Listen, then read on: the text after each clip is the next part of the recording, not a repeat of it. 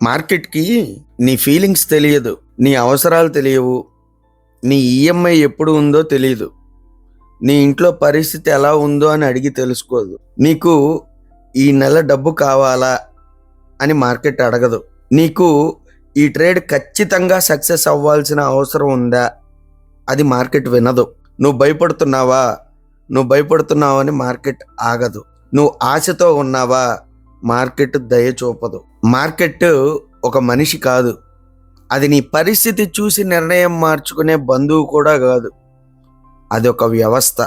నువ్వు రెడీగా ఉంటే అవకాశం ఇస్తుంది. నువ్వు భయంతో బలహీనంగా ఉంటే బయటికి నెట్టేస్తుంది.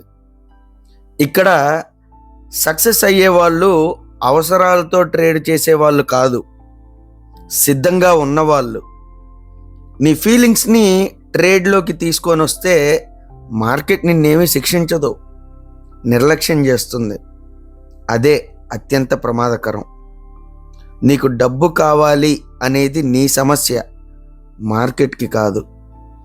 మార్కెట్ హార్ట్లెస్ కాదు, ఎందుకంటే మార్కెట్కి అసలు హార్టే లేదు. సో మార్కెట్ ఇది ఇస్తుంది అది ఇస్తుంది అని ఆశపడొద్దు. నువ్వే తీసుకోవాలి మార్కెట్ నుంచి, నిన్ను నువ్వు మార్చుకొని. Subscribe to mind power vault. Thank you.